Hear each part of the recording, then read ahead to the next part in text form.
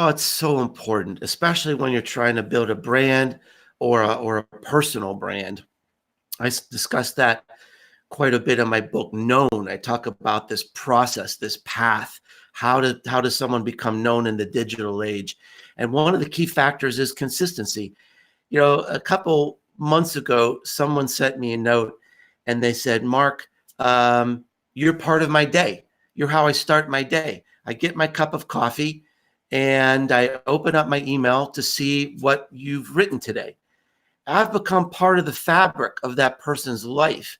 And to do that, you can't come and go.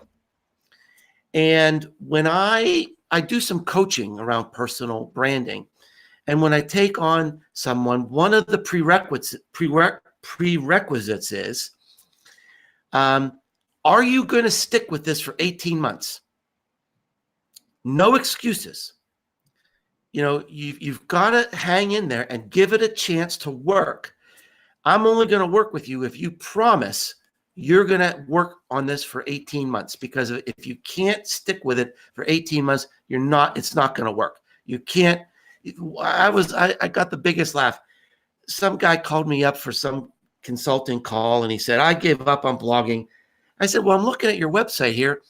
You know, you got a couple of blogs. You wrote like 5 blog posts in 2015. He said, well, it didn't do a thing.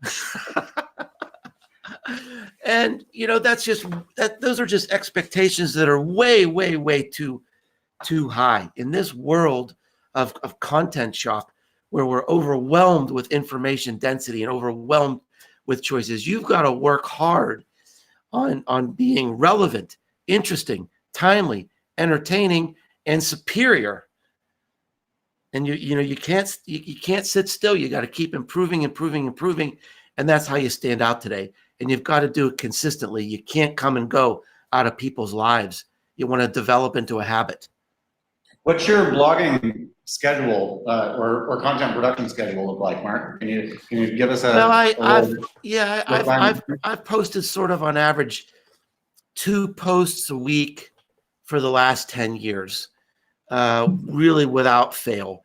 And you know, I think it gets down to discipline, Marshall. You know, I don't think I have any special talent, but I think number one, you have to have the discipline of awareness that these ideas and stories are around you all the time, every day. We're bombarded with it. And you have to have the discipline to look at your life as potential content, potential story ideas. Maybe some of the people viewing today, you're hearing something that I'm speaking about, or a comment that Marshall said. It might be, hey, wait a minute. I have an opinion about that, or I disagree with that, or I feel deeply about that. Boom, that's a blog post. Discipline number 2, write it down right away. If you don't capture it, not the whole post, just the headline, just the idea, you're going to lose it.